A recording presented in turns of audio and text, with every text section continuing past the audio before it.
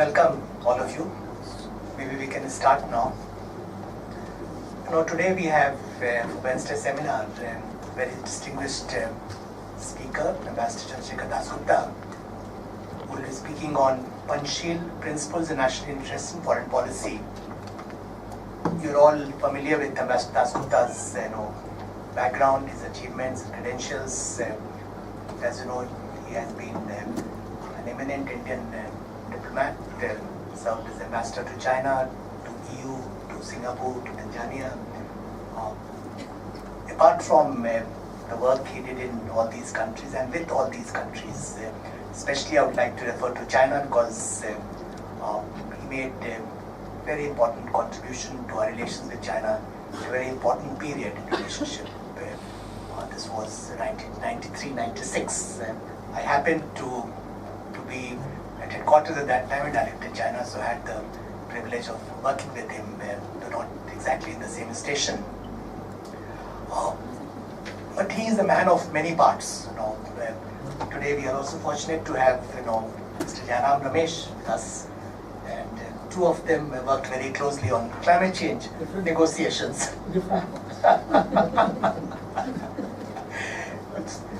He's the one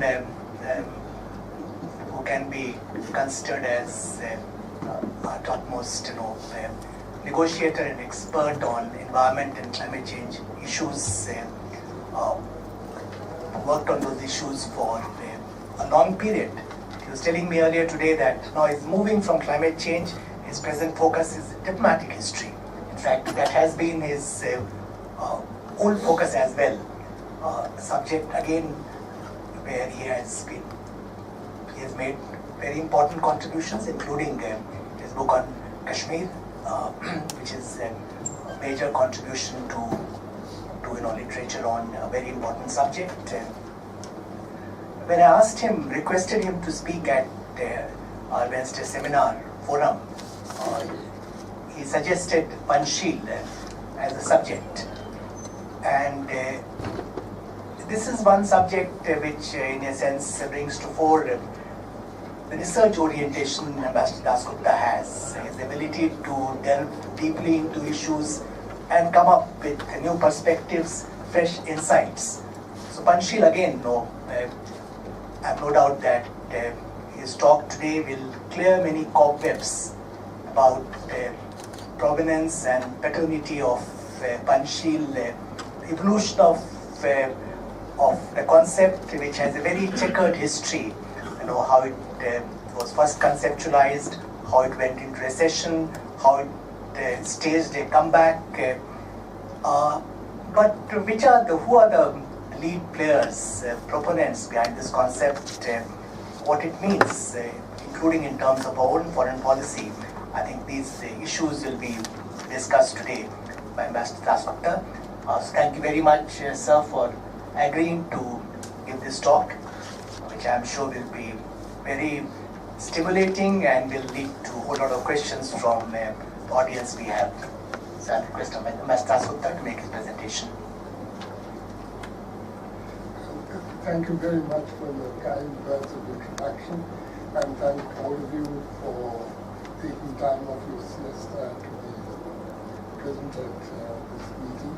I'm particularly grateful to my own boss, Mr. Jairam Ramesh, under whom I served during my days as a climate negotiator for being present, for coming here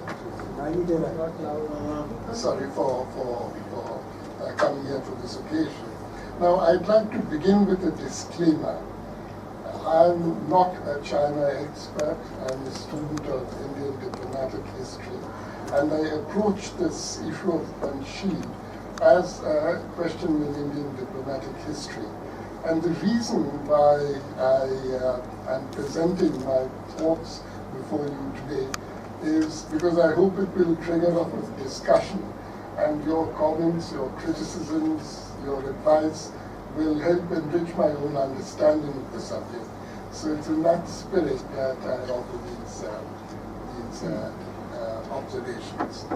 Now, as you know, there's a general belief that Panchsheel was an Indian formulation, that its roots lie in Indian philosophy, that Mr. Nehru had originated and formulated this concept, etc. But there are rival claimants to paternity. The Chinese claim that it was Zhou Enlai who first formulated Panchsheel. And I'll read out this quotation from what is an official history of diplomatic history of modern China. The chief editor was Han Yanlong, and the list of very distinguished editors includes the then foreign minister of China at that time, Mr. Chen Chi-chen, called The Diplomacy of Contemporary China. And here's a quotation from that. At his meeting with an Indian delegation, Premier Zhu proposed for the first time the 5 principles of peaceful coexistence. So this was on 31st December. The Indian delegation for the Tibet talks had paid a courtesy call in Zhou Enlai. And this is where he came out with the 5 principles. Now we have the account of Tian Kong, who was a participant, a leading participant in the Tibet negotiations. And this is what he says. He acknowledges that it was Zhu who had spelled out the 5 principles on the eve of the Tibet talks. But he claims that, and now I quote, Zhu had been echoing the thoughts of Nehru, which had been conveyed to him by Panikkar and me, adding only the phrase, quote-unquote, mutual non-aggression. The credit for formulating and popularizing the 5 principles goes to Nehru, if any one person can claim it. So this was Cole's account, that Panikkar and he had ventured forth, much like Ashoka's envoys of yore, and brought the light to China. Now, some of Nehru's own remarks helped to create the impression that Panchsheel was an Indian formulation. For example, he says, and this is in the Lok Sabha on September 17th, 1955, peaceful coexistence is not a new idea for us in India. About 2,200 years ago, a great son of India, Ashoka, proclaimed it and inscribed it on rock and stone. And all this creates the impression that our Panchsheel's roots lay in Indian philosophy. And finally, the very translation of the 5 principles as Panchsheel. This was Panikkar's formulation. It was Panikkar who proposed baptizing the 5 principles of peaceful coexistence as Panchsheel. This actually, from a purely literary viewpoint, it's a very elegant translation. But from a political and diplomatic viewpoint, it's an indifferent translation because it misses the main element, which is peaceful coexistence. Panchsheel misses out that, and as I shall show later, that is the essence, that's the signature principle in the 5 principles. It's embedded in the title itself, 5 principles of peaceful coexistence. Now, so where does the truth lie? The DNA test confirms Chinese paternity. You see, if you actually look at the documents, Article 56 of the CPC Common Program, which, as you know, was formulated in the eve of the proclamation of the People's Republic of China, it prescribes, and I quote, equality, mutual benefit, and mutual respect for sovereign territory as basic principles for establishing diplomatic ties. Zhou Enlai's letter to Nehru of 2nd October 1949, that is immediately after the proclamation of the People's Republic of China, proposes establishing diplomatic ties on the basis of these 3 principles. It's contained in the very first communication we received from the People's Republic of China. So I think it's very clear that these principles were not the product of the Panika called evangelism. It had its origins in Chinese politics. Now, when Zhou Enlai proposed establishment of diplomatic ties on the basis of these three principles, equality, mutual benefit, and mutual respect for sovereign territory, I don't think we quite realized the significance of this phrase. It was not merely a literary adornment, it was something more than that. And we were caught by surprise when the Chinese insisted that the establishment of an embassy has to be negotiated, that the subject of negotiations was not going to be confined merely to administrative or logistic issues, but to substantive issues of policy. Now, this is completely against international norms.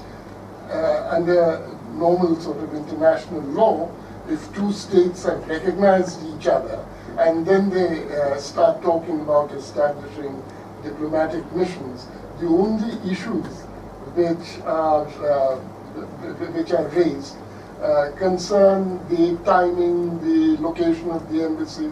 In other words, administrative and logistical issues. But this was not the case when we established relations with China. The Chinese sought clarification on two issues. The first was on a vote in the ECOSOC on China, on the admission of the People's Republic of China to the UN. We had abstained on this issue, and the Chinese sought an explanation. They said, if you recognize us, why did you abstain on this issue? We explained that we abstained because the decision on whether China should be admitted to the UN or not does not lie in ECOSOC but in the UN Security Council. And when the question came up in the Security Council, we voted in favor of the People's Republic of China. So, in other words, the reason why we abstained was because we thought it lies outside the sphere of competence of ECOSOC to take a decision. They then sought a clarification on how we would deal with issues concerning Chinese properties in India. And we explained that if this was clearly Chinese state property, the People's Republic of China would be deemed to be successors. So the Chinese were satisfied with this, the conclusions were satisfactorily finished, and it was decided to establish diplomatic ties. Incidentally, it's for this reason, and this explains a peculiar thing in China's establishing diplomatic ties with other Asian countries at the initial stage. Burma was the first country to recognize the People's Republic of China, but we were the first to establish diplomatic ties with China. The reason is that the Burmese did not have a person on the spot who could be sent speedily to Beijing for negotiations. They took time to do so, whereas we had a gentleman called B. Sen, who was in our embassy in Nanjing, who we were able to send there quickly. So in other words, the three principles that Zhu had enumerated in his letter to Nehru, in his telegram to Nehru, were a sort of Chinese Holstein doctrine. The idea was that if you had any form of ties, of official ties with Taiwan, then China was not prepared to let you establish a diplomatic mission in China.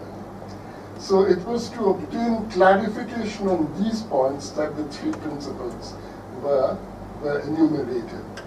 And I think it's important to notice that these principles were not simply a set of, what should I say, sort of copyright maxims, you know. There was a substantial point behind each of these three principles. Okay, so what happens to the other two principles of Panchsheel? Mutual non-aggression and peaceful coexistence. These were added by Zhou Enlai in 1953 as part of a major shift in China's foreign policy towards the closing stages of the Korean War. As the Korean War was drawing to a close and the war in Indochina took on a new importance, China decided on an image makeover. Zhou Enlai explained the logic, the rationale of the new foreign policy in a talk he gave to senior officials, Chinese officials, on 5th June 1953. The basic points which he made were as follows: that the Korean War establishes that a world war, that is a war between the communist bloc as a whole and the socialist bloc as a whole, is not inevitable. War is not inevitable. The second point he emphasized was that China needs a respite from war in order to build up strength. The war had taken a heavy toll on the Chinese economy, and therefore China needs a period of peace. The third point which he made was that there were contradictions between the United States and what he calls the two intermediate zones. The first intermediate zone is Western Europe, the West European allies of the United States, and the second intermediate zone comprised, a very broad sort of segment of humanity, which is Latin America, Africa, North Africa, and Asia.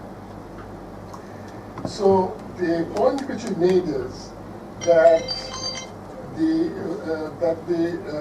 European allies of the United States, for them the principle that they attach principal importance to economic reconstruction after the devastation of the Second World War. And therefore, they cannot afford to sacrifice the Chinese market. Maintenance of economic relations with China is important for their economic recovery. And this is a contradiction between the United States and China and its West European allies that China needs to play upon. And the second point which he made is that US war threats will widen the gap between the US and the West European countries and cause most of the countries of Asia and the Middle East and North Africa to keep their distance from America. What he was worried about was that there was a new American strategy which was taking shape towards the end of the Korean War. The United States had earlier had an offshore strategy in Asia based on Japan, Australia, Philippines, and so on. But now there was a new American strategy of recruiting allies in Asia. That is to say, a rimland strategy, a strategy of encircling the communist bloc with a new sort of ring of allies extending from Turkey in the west right up to Japan in the east. The Chinese were also worried about a possible US-led economic boycott of China, about economic sanctions which the US might impose and which it might oblige its allies to follow suit. So these were the concerns, and it was in this context that Zhou advocated the slogan of peaceful coexistence. China's demonstrated military might in Korea, the assistance that she was affording the North Vietnamese, the Vietnamese Communist Party, had caused apprehensions among its Asian neighbors. It wanted a new image makeover, peaceful coexistence, and it thought that this would also be helpful in driving a wedge between the United States on the one hand, its West European allies on the other. So it was this which led to the addition of these two new principles, mutual non-aggression and peaceful coexistence, which together with the earlier three principles make up Panchsheel. Now it's interesting to note here that there was a parallel debate going on peaceful coexistence in the Soviet Union ever since Stalin passes from the scene.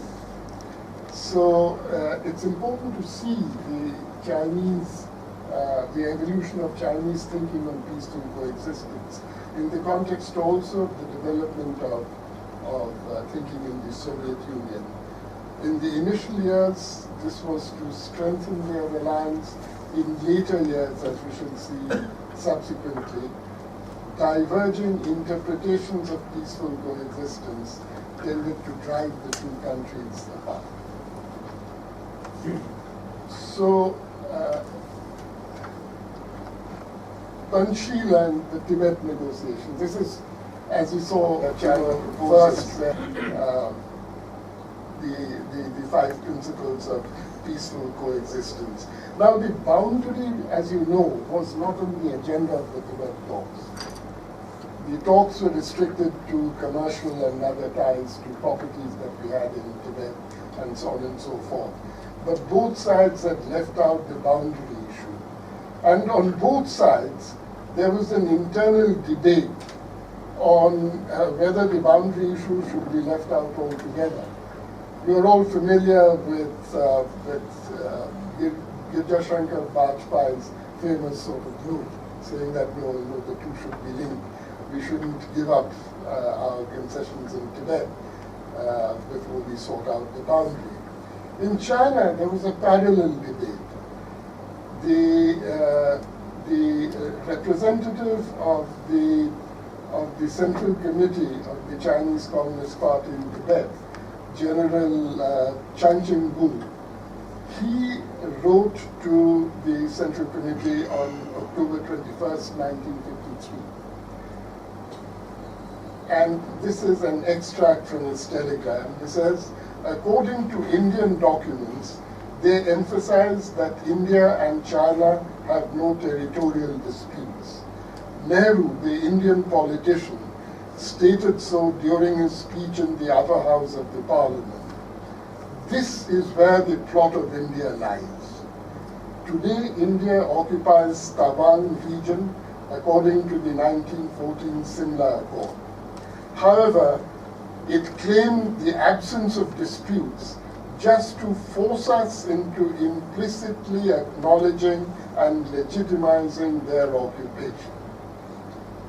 So what General Chang proposes is, he says that yes, he agrees that it's not timely to raise the boundary issue during the talks, but before entering into the talks, China should issue a statement denouncing the Simla Agreement and calling upon India to withdraw from Taiwan and Lower Luoyu. So I think this was a very perceptive comment on the Indian position. And clearly there was a debate in Beijing, just as there was a debate in New Delhi, but both sides decided that it was prudent to leave the boundary issue out of the discussions. Nevertheless, the boundary issue was like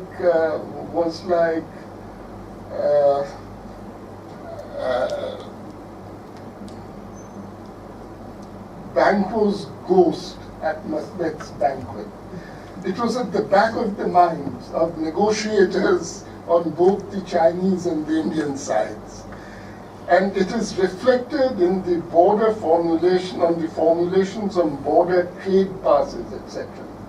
on the Chinese side. It was very important for them to define these markets in a way which didn't clarify the location of the boundary. And on our side, the 5 principles comes into play in the context of our concerns regarding the border. So, when the negotiations begin, the Chinese propose that the 5 principles should not be part of the Tibet agreement, that there should be a parallel press release or joint communique which simply sets out the 5 principles independently.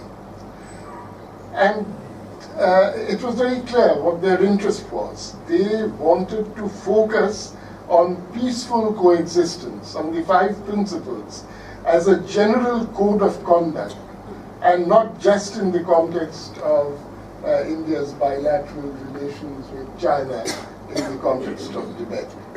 They had a larger issue in mind, and they wanted to frame the 5 principles in that context. The Indian proposal, on the other hand, was that the 5 principles should be incorporated as an operative principle, as an operative paragraph in the agreement itself, because we had the border issue in mind and we wanted to make that point. So there were long discussions in this, and the final compromise formula was to include the 5 principles in the agreement itself, in the body of the agreement, but only in the preambular section, and not in the as an operative paragraph. Now, so it's sometimes said that we were taken in by Chinese professions of the 5 principles, etc. Actually, the record is very clear. We have no exaggerated expectations of the 5 principles. Cole's preliminary report on the negotiations makes it very clear. This was submitted to Jawaharlal Nehru, and what Cole says there is, he gives an account of the discussions, etc. But he says that this, in no way provides any assurance on the border issue, and it's very important that we should step up, moving our administration into disputed areas, setting up border checkposts and so on and so forth. And Nehru's instructions on this, Nehru's instructions, are very clear and very strong. It basically says that it's very important that we speed up this process of extending our administration in NIFA and setting up checkposts wherever there's a contested border. Moreover, in the Lok Sabha, his statement makes it very clear. And I quote from a statement of Mr. Nehru's in the Lok Sabha on 29th September 1954. He said, I quote, "No country can trust another country. It is a question of our following a policy which makes it more and more dangerous for the other country to break trust," unquote. Later we will see that he makes this point with even greater force and clarity in a letter to UNU, but we shall come to that later. So my conclusion is that this idea that Nehru was somehow taken in by Chinese professions of Panchsheel is simply untrue. It's very clear from the instructions he gave concerning border checkposts and administration in NIFA, from his Lok Sabha statement, and as I said, from that letter which he wrote later to UNU. So, during the course of these years, 54 and 55, there's a sort of an extension, an evolution or an extension of the Indian position on Panchsheel, and I'd like to outline this very quickly. Initially, in the context of the Tibet agreement, Panchsheel was seen in the context of the border issue, that is to say, in the bilateral India-China context, in the context of our border. But almost immediately thereafter, it was seen in a broader Pan-Asian context, buttressing non-alignment and the zone of peace in Asia. Why does this come about? It comes about because of the 1954 Pakistan-US military pact. The military pact makes it very important to preserve and extend, if possible, what Mr. Nehru used to call the zone of peace, that is to say, a non-aligned area in our region. And Mr. Nehru's immediate concerns were over Burma and Laos. Now, Burma was, of course, a non-aligned country, but there were reports from our ambassador in Rangoon, Mr. Chettur, to the effect that there was some rethinking among senior Burmese officials concerning non-alignment because of their concerns over China. There were troop incursions from the Chinese side in pursuit of KMT soldiers across the border. The Burmese were also concerned because of what they believed was Chinese assistance given to the Burmese Communist Party and to other insurgent groups. And therefore, there was some rethinking on the part of senior Burmese officials as to whether non-alignment was the right approach or whether they should form an alliance with the United States. Mr. Nehru did not take these reports very seriously. He thought they were rather exaggerated. But he did acknowledge that there was a concern here, and it was important to reassure the Burmese. Laos was important because Laos is a common border with Burma.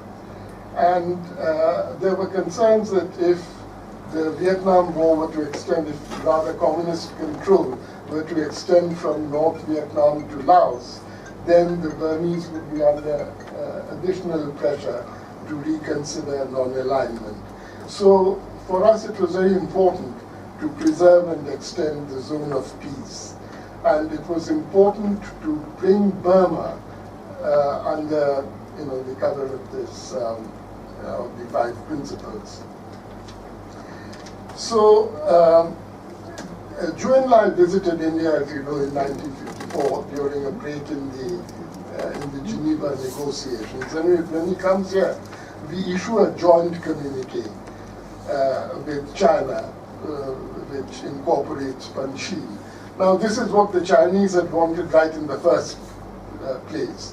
That is to say, not Panchsheel embedded just in the Tibet agreement, but in a general statement with India, which gives it a wider Pan-Asian and even global significance. But the problem was to bring Burma on board, because the Burmese were, UNU actually was quite suspicious of this Panchsheel. He said, what reliance can he place on words, particularly words from a communist country like China? And Mr. Nehru had to persuade him that there was some value in this. And I'd like to quote from a letter in which he sets out his reasoning to UNU, and which actually finally persuaded UNU to change his position. And this is what Mr. Nehru wrote, and I quote, "You said that it was difficult to rely upon any assurances that might be given by the Chinese government. I agree that there is some force in that.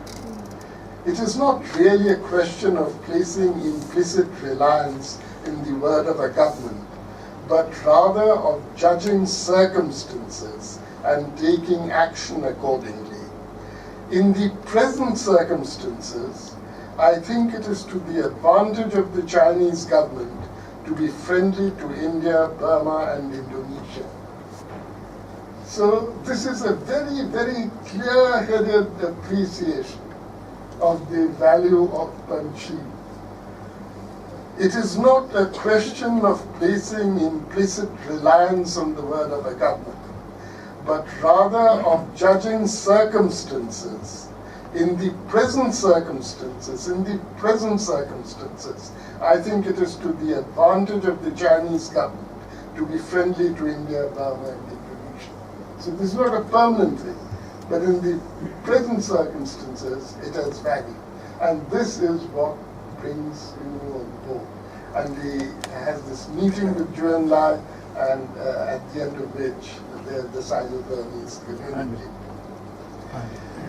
Now there's a further evolution in India's thinking on Panchsheel later in the year when Mr. Nehru visits the Soviet Union, and the Indo-Soviet joint statement in June 1955 incorporates, has a reference to the 5 principles, to Panchsheel. Why is that significant? If you read the record of Mr. Nehru's discussions with Soviet leaders, he had 2 major concerns.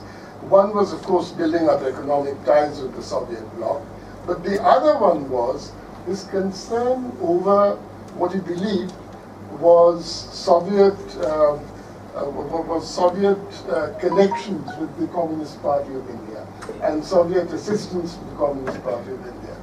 This had been a very important factor in shaping our ties with Moscow, or rather limiting our ties with Moscow till then, till about 1954. And the Russians give him an assurance that no, we do not intend to interfere in your internal affairs.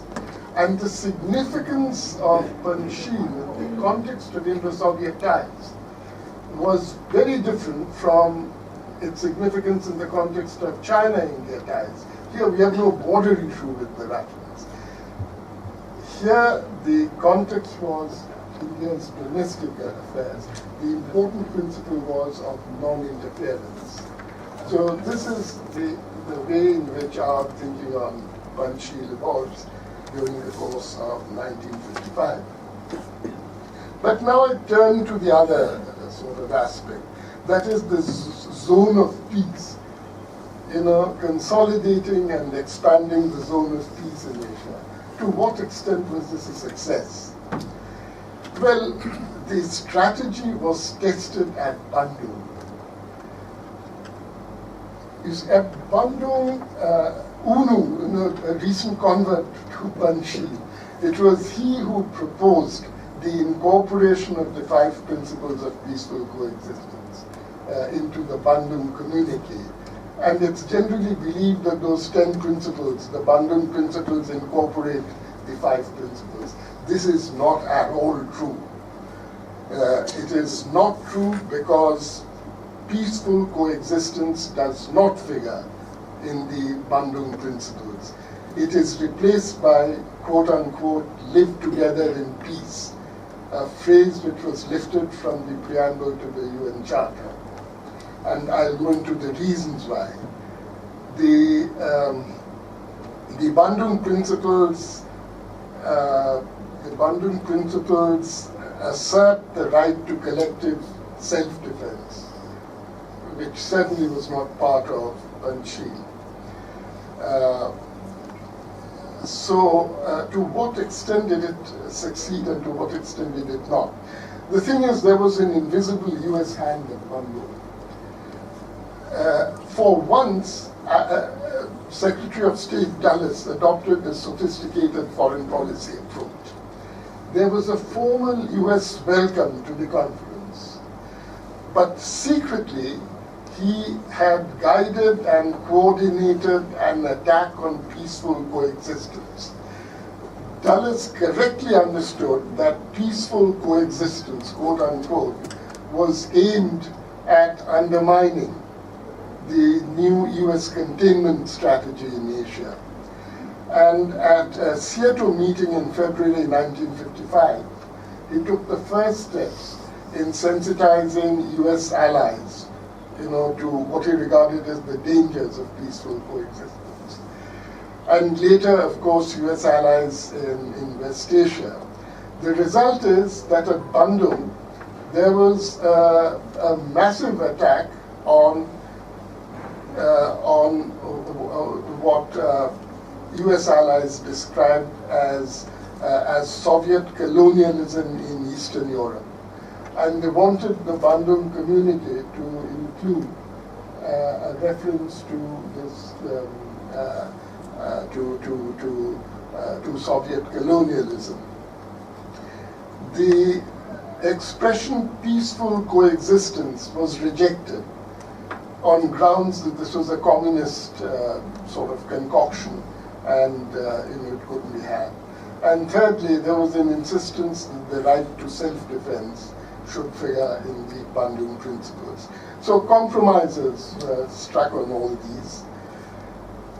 And it was Zhou Enlai, interestingly, who came up with this phrase, live together in peace, lifted from the UN Charter, to replace peaceful coexistence. So while UNU and Nehru were strong advocates of peaceful coexistence, Zhou Enlai did not press this point.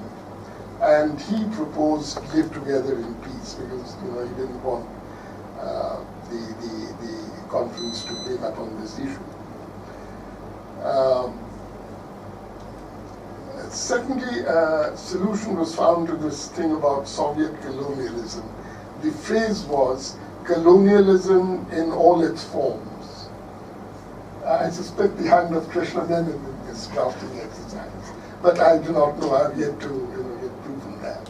Colonialism in all its forms. When Zhou reported to his own authorities on the outcome of the Bandung conference, there was a lot of close attention paid to this article, and particularly in the context in which it was born, Soviet communism, Soviet colonialism. And Zhou explained that what it meant was colonialism in its political, economic, and cultural forms.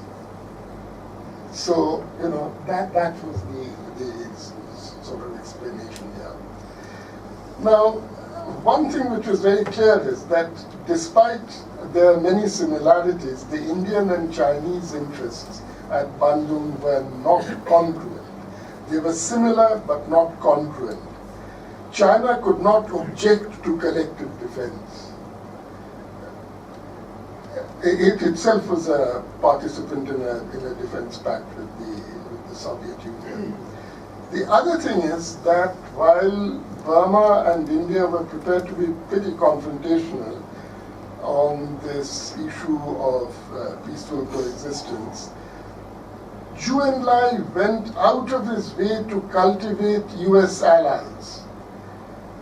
Not only Pakistan, but even countries like Thailand and Philippines, which had relations with the Republic of China, with the Taiwan regime.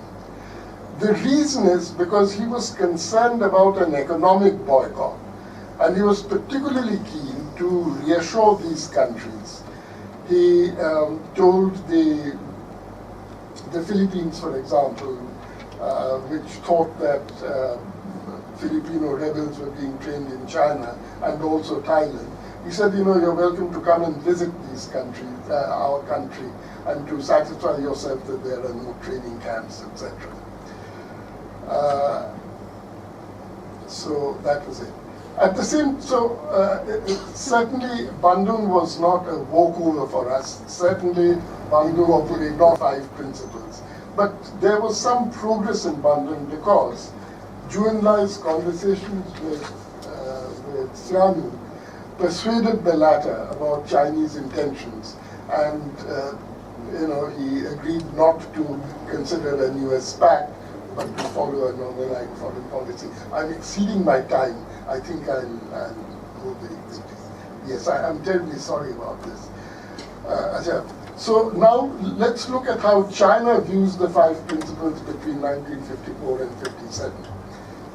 It first appears in the Tibet Agreement, as we saw, then in the Geneva Conference.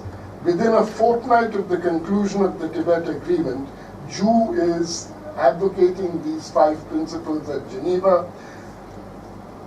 exhibiting them as China's commitment to follow a peaceful policy in Asia, and Zhu correctly reads the differences within the Western kind, between the US on the one hand and Britain and France on the other. And finally, when the Pierre Neuvefort government comes into office in Paris, you have final agreement, more or less on the lines which China wanted. Next, at the bilateral level, the 5 principles and ties with India, Burma, Indonesia, and Cambodia. I've touched on Cambodia in the context of Bandung. Thirdly, and this is very important, the 5 principles were no obstacle to closer ties with US allies, Pakistan, Thailand, and Philippines. Now, next we come to 1956. You have the uprisings in Poland and Hungary. And here, China initially seeks to redefine the application of the 5 principles in the context of relations within the Soviet bloc of countries. There was a Soviet declaration on October 30th, which affirms the applicability of the 5 principles in relations between Soviet states. China hails the declaration the next day, on November 1st, but reverses the position when the new Hungarian government says that it will quit the Warsaw Pact. When that happens, the regime threatens to quit the Soviet bloc. Beijing calls on Moscow to quote-unquote suppress the counter-revolutionary armed rebellion. Non-interference no longer sort of remains valid. And finally, in 1956, the 20th Party Conference, when Khrushchev, presents the major shift in Soviet foreign policy, including the peaceful coexistence line, which has a central position in the new policy, China endorses it. But by next year, in 1957, the Communist Party of the Soviet, the Chinese Communist Party, informs its Soviet counterparts secretly that it has reservations about peaceful coexistence. Why? The reason is that it occurs to China that there is a tension between peaceful coexistence, as the Russians understand it, which is to say détente, and not simply absence of war, but détente. That there's a conflict between détente and socialist solidarity and the provisions of the Sino-Soviet Mutual Defense Treaty. Because that requires the Russians to try and calm down the Chinese, to counsel them to restraint in regard to the Taiwan question, instead of giving full-throated diplomatic support. The Chinese do not expect actual military support over Taiwan, but they do expect unreserved diplomatic support. So what we see is that from 1958 onwards, the 5 principles go into a recession, a period of recession. Panchsheel is largely dormant in both the East-West context and the India-China context. You had the Taiwan Strait crisis in 1958. And here Chinese expectations of Soviet support are belied. Then in 1959, you have the bloody clashes on the India-China border, Dalai Lama's escape to India, and tension between India and China, and Soviet counseling China, to moderate its policies towards India, which is a peace-loving country, and so on. So you see the beginnings of the Sino-Soviet rift as a result of divergent interpretations of peaceful coexistence. Now, interestingly, there is another turnaround. You see, this is the beginning of the of the Sino-Soviet rift.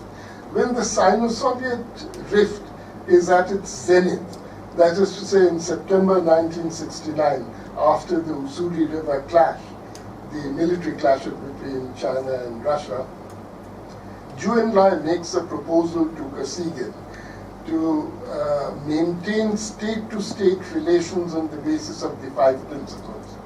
He says proletarian internationalism is no longer applicable since the Soviets are now a social imperialist state, but still you can maintain relations on the basis of the 5 principles. Of course, that is rejected. So here is a period when Panchsheel is in its recession. And then suddenly, Panchsheel springs to life again in 1972.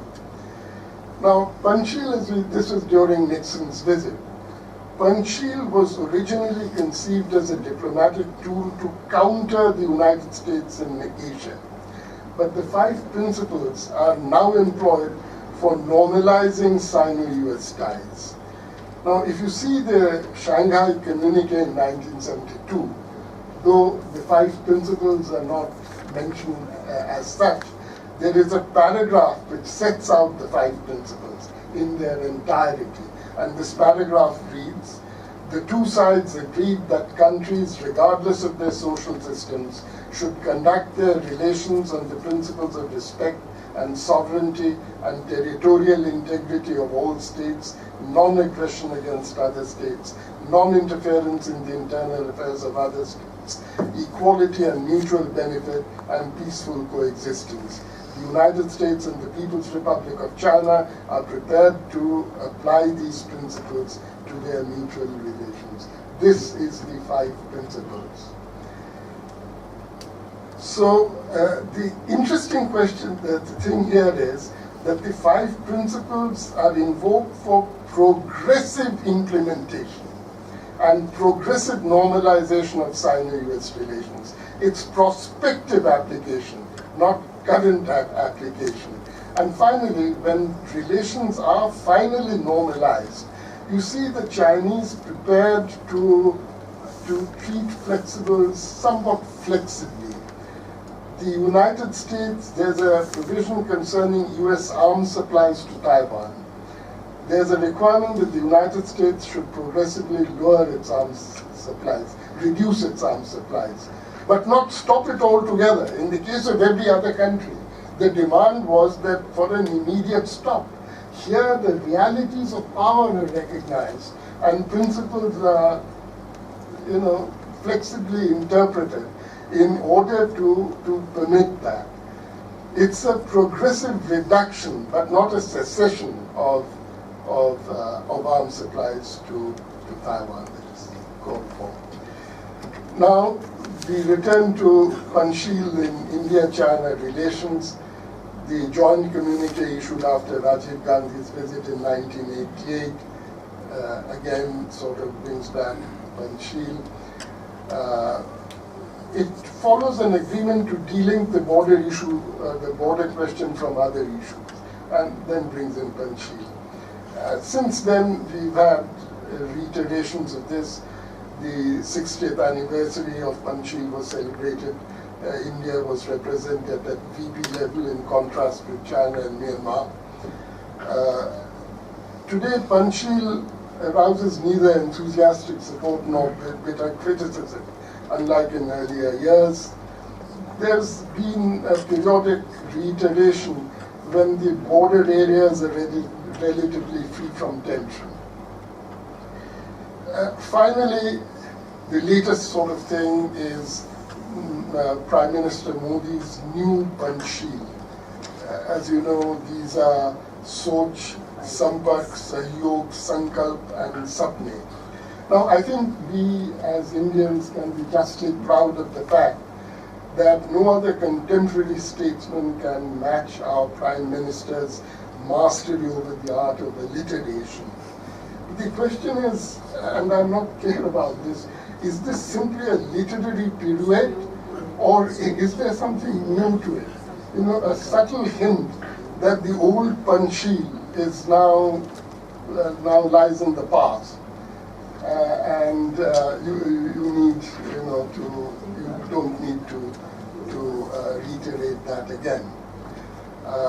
Okay. And finally, let me come to the conclusion section, and this is the last slide. The first conclusion is that Panchsheel is rooted in transient national interests. It was a Chinese formulation. It has nothing to do with Indian philosophy. Transient national interests. It originated in the mid-1950s when, for a short few years, Indian and Chinese interests converged substantially in the wake of the new US policy of containment and the induction of Pakistan in military pacts. Third, it contributed to consolidating non-alignment in Burma, Laos, and Cambodia. Fourthly, Nehru was not taken in or fooled by China. He had a perfectly realistic assessment of its limitations. Fifthly, Panchsheel has been invoked in periods of relative peace and tranquility in border areas. And finally, general point, I think it's better, if there's a need to better understand how China employs principles as part of its negotiating style. Now, very often in negotiations, countries, not just China, propose a set of principles.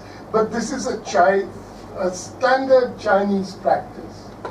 And I think it's well worth considering how it goes. Now, in the climate change negotiations, for example, we were struck when at the very commencement of the negotiations in 1992, China insisted that we must begin with a set of principles, to everybody's confusion.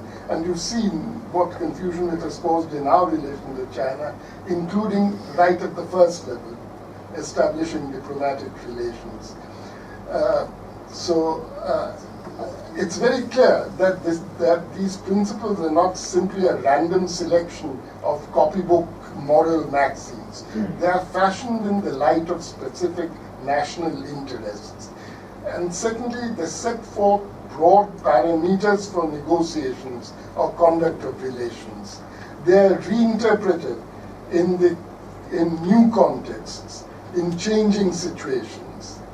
And finally, there's flexible interpretations if when required by power realities. And I quoted the normalization of Sino-US ties as an example of that. I'm terribly sorry for having taken up more of your time than I was supposed to. But thank you very much for your attention. Well, thank you very much. No doubt that all of us are richer because of your presentation, the way you have outlined, genesis of Panchsheel, traces trajectory, and how India and China, two countries, look at this concept and brought out some fascinating conclusions. We have about half an hour or so for discussions, so floor is open for questions and comments. I'll request you to keep your questions and comments as brief as possible. What we'll do, sir, we'll combine three questions and comments and then request you to respond. Please identify yourself before putting the question. Yeah, my name is G.B. Bagai. In the present context of what is happening on our borders, not so much with China, but the problem is with Pakistan. To what extent are these principles can be employed by India to persuade China to deter Pakistan from what it continues to carry on, considering that after Trump's clear denunciation of Pakistan and also trade sanctions against China, the Chinese would like to improve relations with us, especially on the trade front. So can we somehow negotiate and bargain with them that they have to put pressure on Pakistan in view of course, what you said, your 5 principles and so on? Thank you. So thank you very much for this very, very comprehensive illustration of why Panchsheel is not really the principle of conduct, but really the transient policy. My question goes beyond just really India-China relations per se and how these have been used by China as a part of negotiating style. I have been going through the different files from 54 till about 61 on India's conduct in Indo-Chinese wars, and basically what I find very, very difficult to understand is that despite having seen that China has actually used these principles or the principles of the international conduct really more to gain its own interest in the area, we continue to support Pathelao, which was actually being supported or which is being actually supplied by the Chinese through the North Vietnam consistently. All through those years, knowing very well that the USA were actually warning us that Pathelao is a creation of China and that basically we are actually inviting them to become communist. And you mentioned also how Burma at that time were very, very conscious of communist influence coming through this. Why did we do that? I mean, if Nehru was so clear and precise that, why did we actually not see through the game of China in Indochina?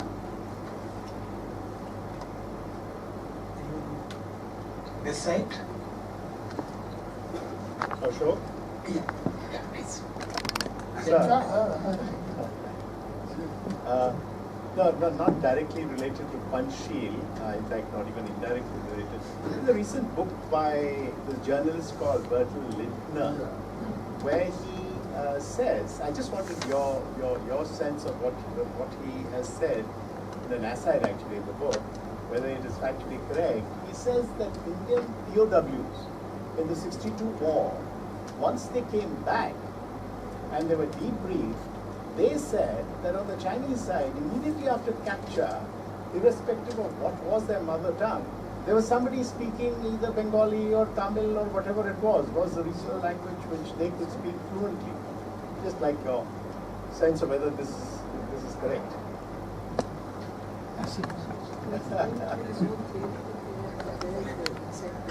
Yes, sorry, yeah.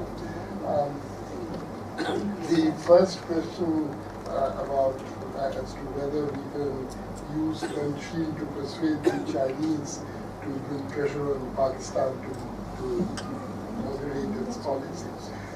Frankly, I don't think we can use Panchsheel. No, it's not an instrument that can be used for this purpose. It will cut no ice with the Chinese. I'm not saying it's impossible to persuade the Chinese to do something, but it has to be related to China's national interests. We have to, if we can put forward an argument that it is in your own national interests that Pakistan should cease doing X or Y or Z, we might be able to convince them. But to convince them on the basis of general principles, I'm afraid I don't think that is likely. That's a different thing, but that is not Panchsheel. Okay? The second thing was about Laos. I'm afraid I don't have an answer.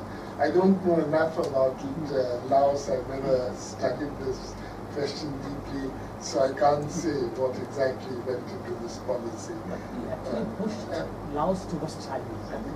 Well, as I said, I can't answer your question because I don't have an answer. And thirdly, I do not know what the business said, but I think it's a fact that Ashok will be able to. The subtext is that they were preparing for the war for quite some time. Yeah, to right. have interpreters at the border. No, there is no question that their language skills, Indian language skills, far exceed by Either the border, which Indian is what is magnitude what ours is. We should be having similar skills, in our border troops. But unfortunately, this is not there, and it's not simply regarding the army, but I think everywhere else, in the world of scholarship, in the world of intelligence, we simply don't have the language skills which are necessary in the... But do you buy his subtext that this is one of the conclusive pieces of evidence that China was preparing for the war for at least 2, if not 3 years? That is his interpretation. I think that there was contingency planning. The evidence is quite clear that there was some contingency planning and thought given to this, but not that he suggested the final decision was taken about 3 years ago. I don't think that is the case. 1959, he gives In 1959 also. Yeah. And he No, quotes I don't think that is true. I think the actual decision was taken much closer to the date.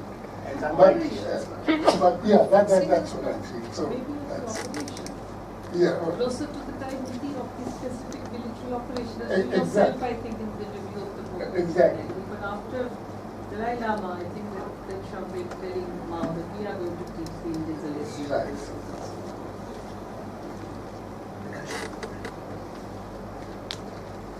Sir, I'm curious about, as a student of, you were one of the prominent students of diplomatic history. The way you described the kind of enumeration of these principles as a tool, as a very practical tool. It's not principles, but it's in your toolbox.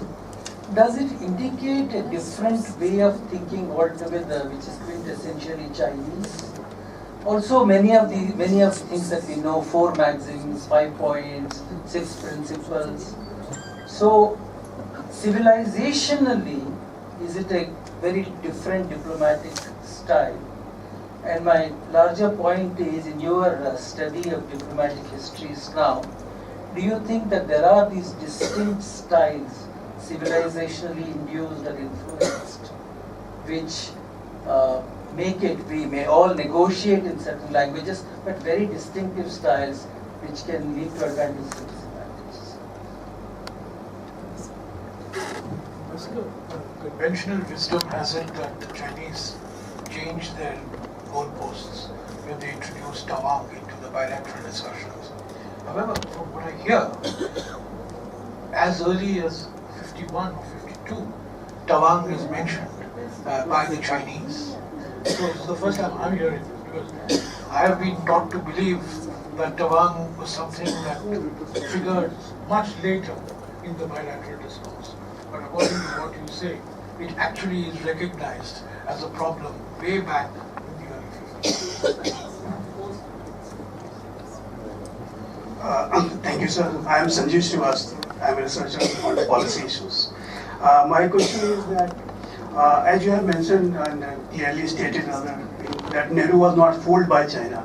He had realistic assessment about China. And my question is that what went wrong in his understanding about in his assessment about Panchsheel? Where did things go wrong for Nehru and for all of us at establishment of that time?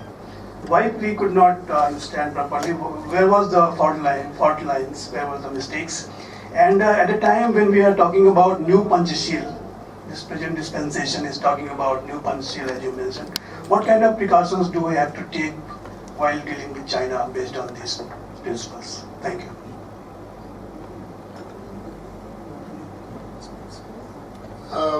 These are extremely interesting questions.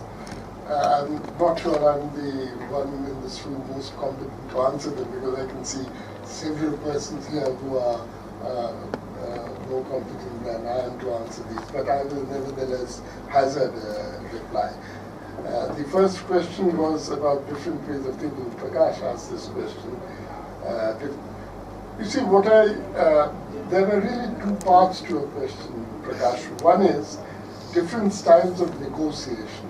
And the other one, larger issue, is whether this is reflective of different style of thinking, you see.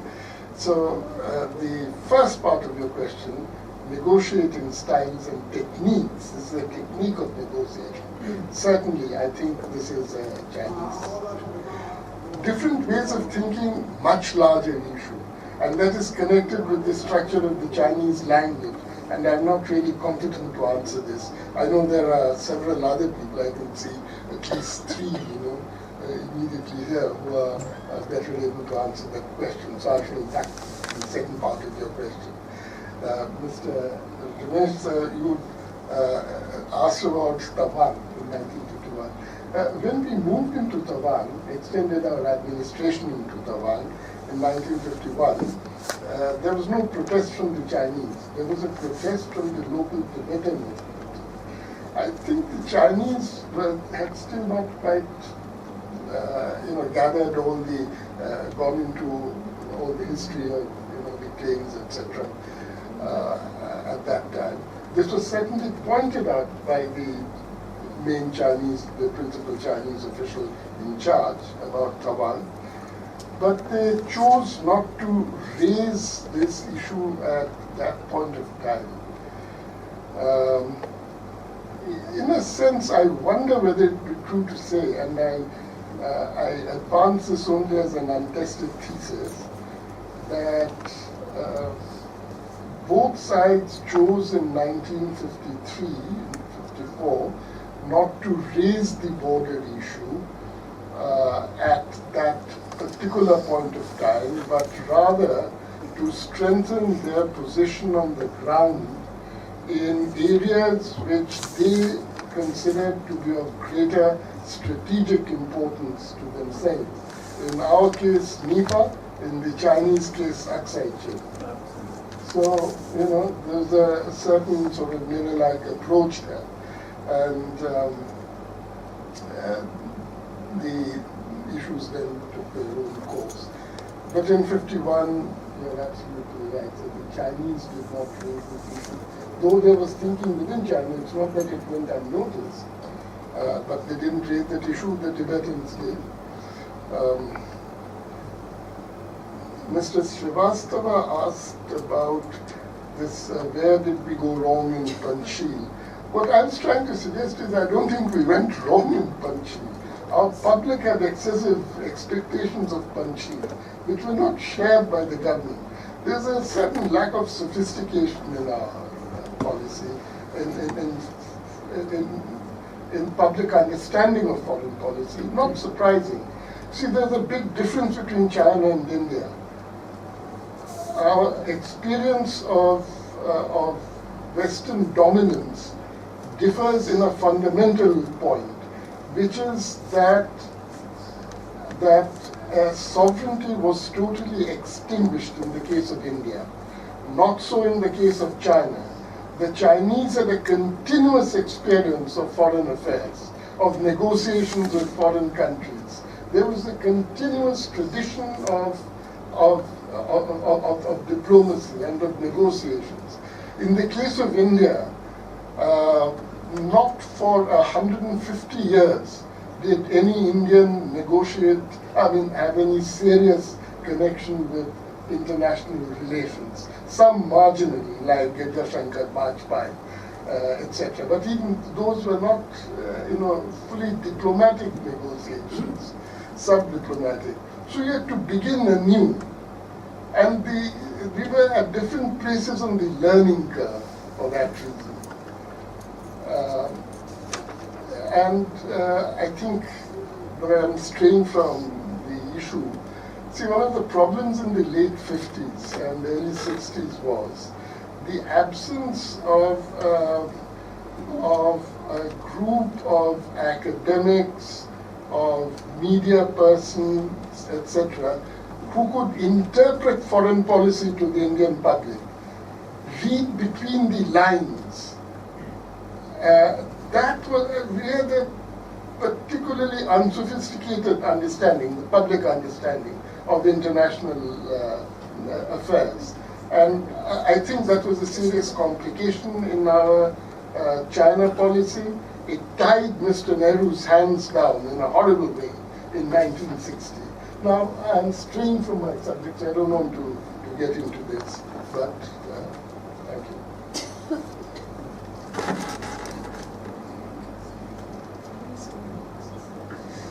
Sir, I myself am Indra Prasad.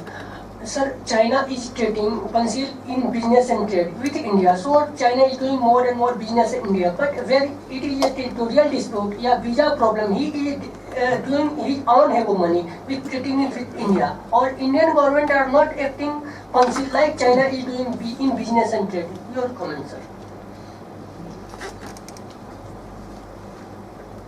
Sir, good evening, sir. My name is Shaurya. I am MA Political Science student. My question is related to the new Panchsheel policy. And when you see these issues like the Doklam issue and the issue on Arunachal Pradesh, where China is digging gold mines, and now it is also will lead to clash in future, which I suspect. So where do you see new Panchsheel policy of the present dispensation going in such a hostile environment? Thank you.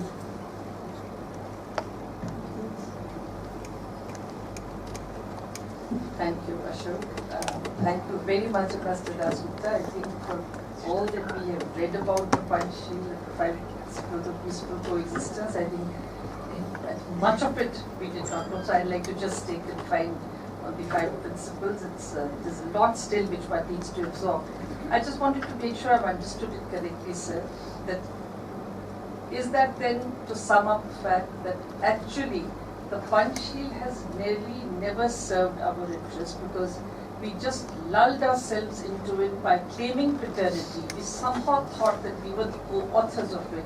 It has only been invoked, and I'm just staying now with the India-China relations, if you talk of 88 and thereafter, where the principles are invoked, but ever really observed in practice. And number 2, it was the first set of principles which were enunciated by China, long thereafter in the habit of enunciating these unilaterally formulated principles, Mao's 3 words, Deng Xiaoping's putting aside differences and peaceful rise, multipolarity, Hu Jintao's harmonious world, coming to the latest, of course, of the China dream and the new type of power relations. Prime Minister Manmohan Singh tried to raise his last visit to China in 2013 at the party school of how actually that the Panchsheel is the precursor to this new type of power relations, and it was never really picked up or responded by the Chinese. So, in short, sir, is it too cynical then to conclude that these two, they're meant to be self-serving for China? They give a very nice, sort of philosophical kind of cover to the essential Chinese narrative to break the global concentration of political power, to improve its own position. And would that be just, and the Panchsheel was just the beginning, and they've redefined, readapted, and repackaged it, I think, over the years in relations with different.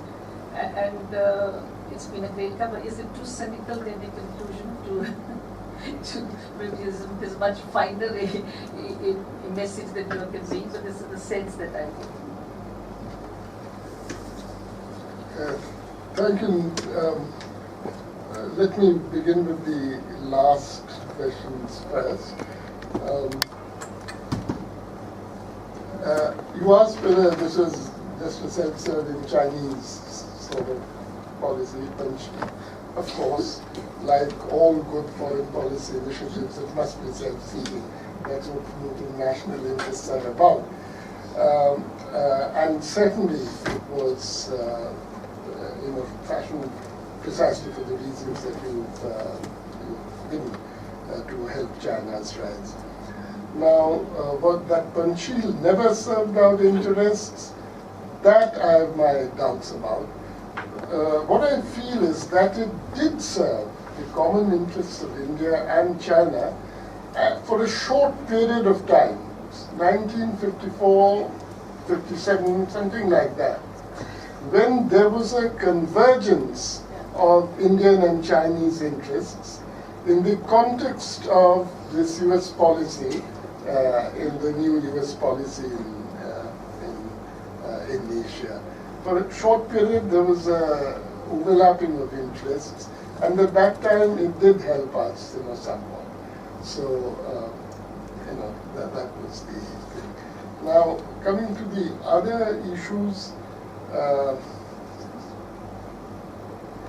there was a question whether about this new Panchsheel. what sort of precautions should we take, etc. Frankly, I don't have an answer. In point of fact, I posed a question about what this new Panchsheel was all about.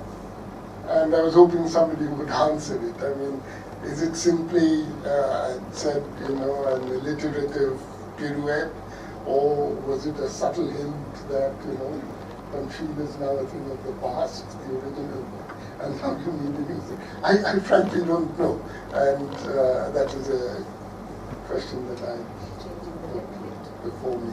Then there was some question about business, about gold mines and so on. Firstly, I do not know the facts. There was a report I saw in the Indian newspapers which seems to be contradicted by the Chinese side, but I'm in no position to talk about this because this seems to be unverified. Even if there's gold mining on the other side, it need not necessarily cause a water problem unless the mines extend into territory which we consider our own. So I'm not quite sure what the facts are in this situation.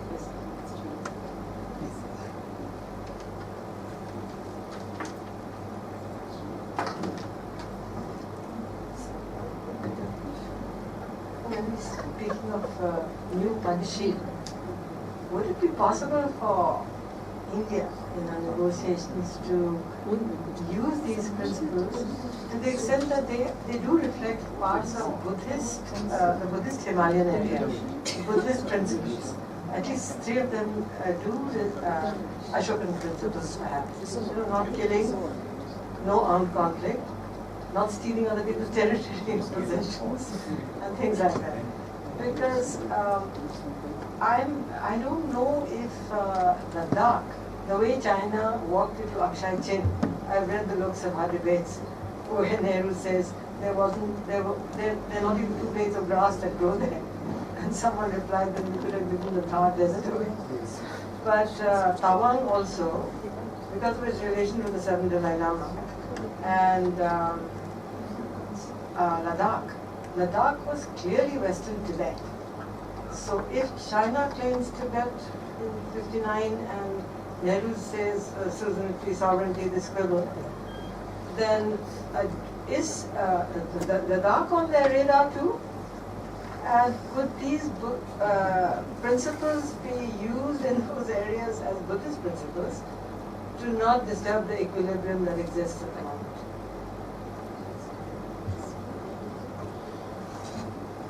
So, thank you for the talk, and I myself was researching this subject, not exactly Panchsheel, but mutual coexistence, and I've come to very similar observations regarding ideas, principles, and power. But I'd like to slightly push back against a certain idea that India and China benefited from Panchsheel or these dialogues in those years, because my argument would be that it was all a function of China trying to improve relations with US. The primary target seemed to be US. The Geneva talks were in place and Mao's own conversations.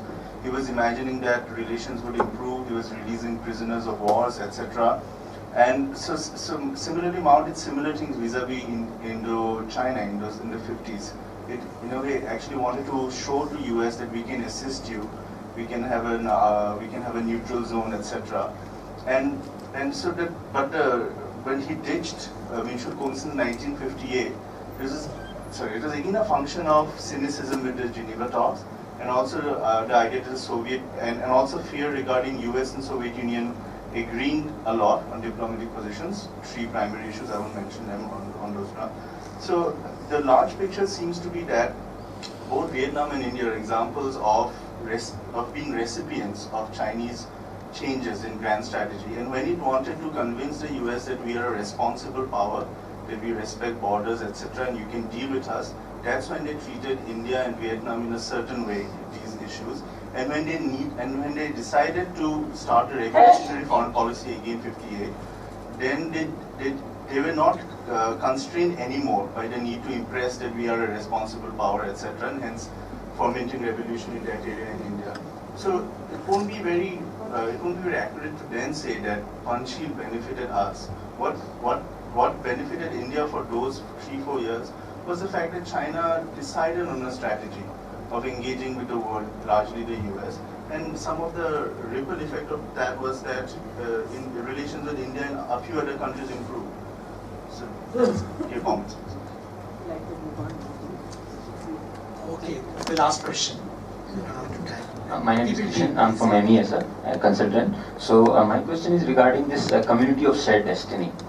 Community of shared destiny, that's a new Chinese principle. So it's a Panchsheel 2.0.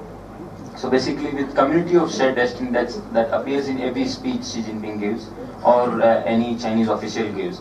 Basically the idea is to rally behind all the countries which are there in Africa or any other part of the world which believes in how China's socialist principles are and how China functions as a country. So just that all these countries, whosoever mentions this principle in their bilateral or joint communique, that is part of what China believes the world. So China's worldview. So what is your take on that? This new principle has been incorporated into the world, and just against America only, because you're showing itself as a one power who can make a community which is of a shared destiny. So destiny together. So what's your comment on that? Thank you. Okay, so let me think first. Yes, firstly there was this question about Buddhist principles and how those could be invoked. That these new Panchsheel reflect at least in part Buddhist principles and so on. And there was a reference to Ashoka. Now, I think Ashoka is a much misunderstood sovereign. We have not given him the credit which is due to him. You see, this whole thing which he described, this after the Kalinga War, his remorse and so on, about which we made so much. What we have not noticed is that the Ashoka pillars on which these are inscribed are situated at those parts of Ashoka's empires which are most remote from Kalinga. It was not there in Kalinga that he expresses his remorse. So, nor is there any reference to his disarming himself, reducing the size of his army, or to restoring the freedom of those people of Kalinga who had been carried away into slavery, nothing of the sort. Ashoka understood that what we now call soft power is the icing on the cake of hard power. And therefore, I think we are doing him a great injustice when we see him as an exemplar simply of soft power. He was a realist, and this business of Buddhist principles or any other religious principles being helpful to us in any context, I really doubt it. I have a secular approach in this. So, the second question was about this community of shared destiny. Now, I don't think this has anything to do with Panchsheel. It's a separate issue, and it's a line that the Chinese are taking. They are now major, not only a trading power, but more importantly, a power which is exporting capital. And this, is a reflection of that new stage that China has reached as a major overseas investor. Now, if you have to approach this, with caution. There are plus points in it, there are negative points in it. I'd only point out that this is the second time that such a doctrine is being heard from the Far East. The first time was the Japanese idea of a co-prosperity sphere before World War II. The third thing was whether was a question, the question which you raised, you see, that was much more than a question. It's a very fascinating thesis, and I'd like to really hear more of it. And it's not a thing which I can sort of answer here or there, because this is it's quite a profound sort of idea, and that thesis, and I'd like to listen and to understand it better before I comment on it. Is there anything else I left? Thank you. Well, unfortunately, we have run out of time, so I will not even attempt to sum up the discussions that have taken place this afternoon. It would suffice to say that Mr. Dasgupta has given us really new perspectives, new insights, new ideas about Panchsheel. If we should call it Panchsheel at all, in fact, that itself is debatable. 5 principles of peaceful coexistence, its origins, and how it's anchored not so much in religious thoughts or our history, more in transient national interests, and more so perhaps on the Chinese side than on our side, the way they have tried to use it. And we had some fascinating discussions. Would like to join me in thanking you for this afternoon's seminar. Can we now invite all of you to join us for a cup of tea in the adjoining room?